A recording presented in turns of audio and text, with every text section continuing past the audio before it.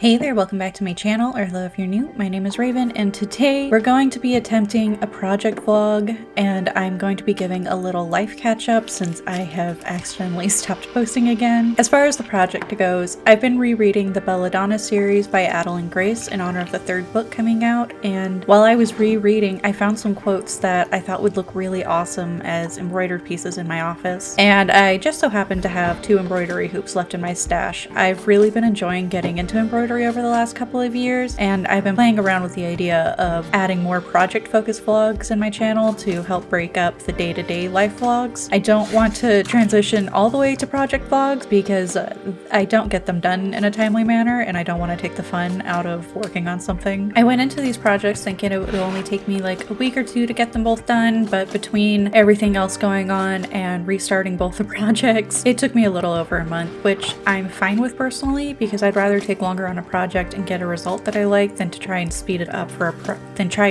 project for the sake of a self-imposed deadline. And now it's time for an awkward segue into why it's taken me so long, and I feel like I have a lot to catch you up on, but also not very much at all. I don't even know if this voiceover will be long enough for the video, but we'll see. So starting off, I've had a lot of cardiologist appointments. I had a routine test done during the summer because I was on stimulants for ADHD, and both my EKGs came back abnormal. I'm not going too deep into the medical stuff because I know that a lot of people can't deal with it, and I don't want this to be stressful, but I also just want to talk about a little bit of what's taking up the time, and this has been a good chunk of it. I had some more abnormal EKGs, so I was taken off of stimulants, and I had a heart echo, blood work, and I wore a heart monitor for a month. So far, there have been no conclusions, but a lot of my tests came back normal, so I've been referred to a table tilt test, and I have a follow-up scheduled for next year, and the table tilt test won't be for a couple of months because there's only one person in the area that can do it, apparently. Since we live in the middle of nowhere, appointments tend to throw off our entire week. The appointments were all an hour away, which disrupted Zach's work schedule and also disrupted our gym schedule so we could get up early enough for the appointments, which is one of the ways that I regulate. Working out is very good for my brain. And the disruption was bad for my being autistic, and waiting on all of these answers has been bad for my anxiety. At the same time that all of these appointments were starting, I somewhat randomly and impulsively decided to go to school. I'm working on an online undergrad certificate in accounting full-time. I haven't decided if I'm going to use the certificate to stack towards a degree or not, but I should have the certificate next summer and will be able to make a more concrete decision then. I'm hoping I can get a remote accounting job of some type to help overall improve our quality of life. Everything is expensive. At the time of writing the script, I have a 99.6% in my class, and I'm getting ready to start my next course. Going to school has brought up a lot of big emotions and big feelings. I actually have hope for the future in a way that I've never had before. It's not like I'm clinging to it out of desperation. I'm just lightly holding it and letting it warm me up. I'm really proud of myself for getting to a point mentally where I can manage it, like on an organization front and on a morale front. And I have a lot of complex emotions over how different the experience of going to school now is from when I was a kid. Having treatment for my ADHD and not dealing with a constantly turbulent home life has made a significant difference in my abilities, and part of me is really angry and really sad for younger me, and a part of me is just so relieved that things are better now. There's a really specific sorrow that keeps coming up from remembering when I was told that I wasn't living up to my potential by teachers and counselors while I was drowning and begging for help. I felt ignored and undersupported. So to have the support system that I have now has been life-changing, and it can't be overstated how different things are now. Less event-oriented and more habit-oriented. I've been trying to learn more about somatic therapy and polyvagal theory. Brief overview from a very unqualified source. This is sort of a bottom-up therapeutic technique, releasing trauma and stress stored in your body to help heal your nervous system, and it's supposed to be really beneficial for PTSD. My therapist brought it up in a session like last year, I think, and I happened to scroll past something about it on Pinterest that reminded me of it. I'm still very much in the process of learning how it works and trying to pace myself with it, just one book a week so that I don't get super fixated, because I have the tendency to do that. And I've taken bits and pieces that I've learned from content and from reading what I've read so far to make like a little exercise regimen before bed. And I've been sleeping a lot better without overwhelming dreams and without as many nightmares. But I also regressed back to the part of trauma healing where your nervous system basically forces you to hibernate. The last 2 or 3 weeks, I've been just really fatigued, and I've been falling asleep multiple times a day in random parts of my house and outside a couple of times. And I've never been able to nap during the day unless I was like really sick. And it's the main reason that I haven't been able to film or edit regularly. I've been trying everything just to stay awake, and nothing has worked except just giving in and sleeping as much as my body requires. It's made the whole trying to film and edit really freaking hard, and this last week has been the peak of sleepiness, and all I've managed to do is get in a little bit of physical movement and work on homework, and that's literally it. Oh, and reading some cozy fantasy. It feels like when you have the flu or something and your body just will not cooperate, and I'm not trying to complain, because I know that it's really good to be able to work on this and that I am working on it, but I also don't like pretending something's easy when it's not. I also almost forgot to mention in the middle of all of this that Zach had a week off from work so that he could use up some vacation days. It was really uneventful and pleasant, but I decided to take the week off from filming and editing while he was home so that we could spend time together and to give myself time to adjust to being in school and acclimating to all of the appointments that I was going to. I didn't realize that after that week I was going to suddenly be sleeping an atypical amount and studying more than expected, and in general get almost to nothing content related done for much longer than anticipated amount of time. I think that wraps up the bulk of what's been taking up my time over the last couple of months.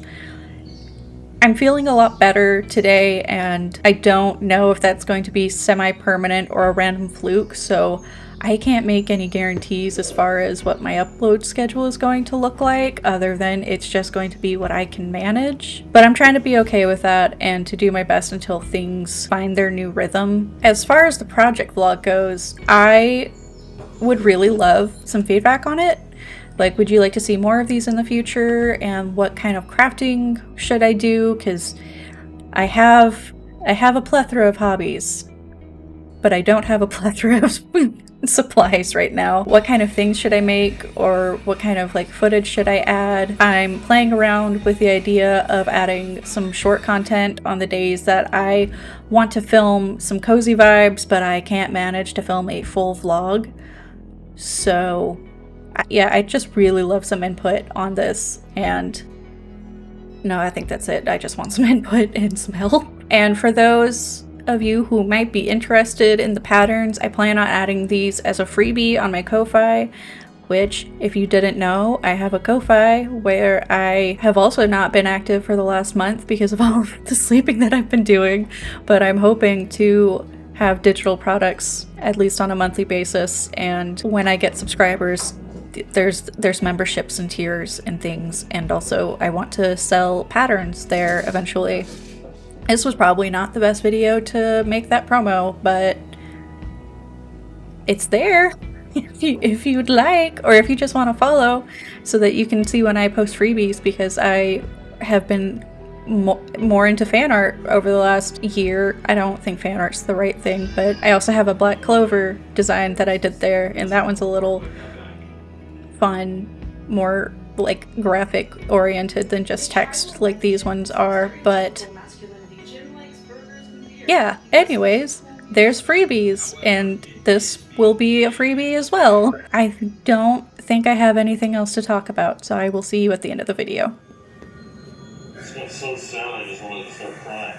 Really? Yeah, that was... You felt like you were there, huh? There was a figure that we mapped in on our XLS camera, and as soon as that figure, including audio and our personal experiences, makes this...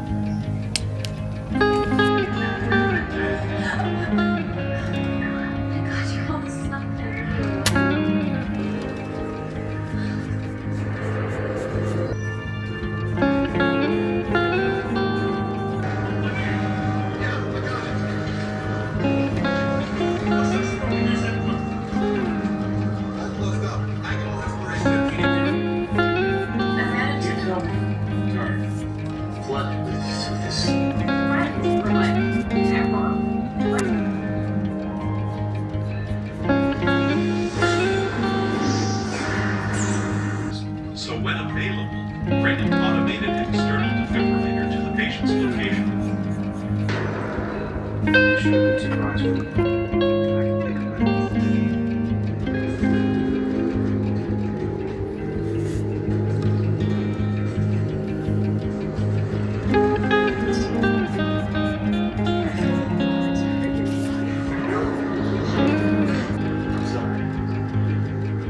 I'm sorry. I don't know what I'm saying.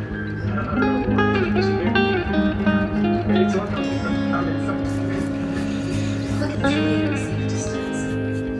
You just feel so hopeful to trust me when I say that there is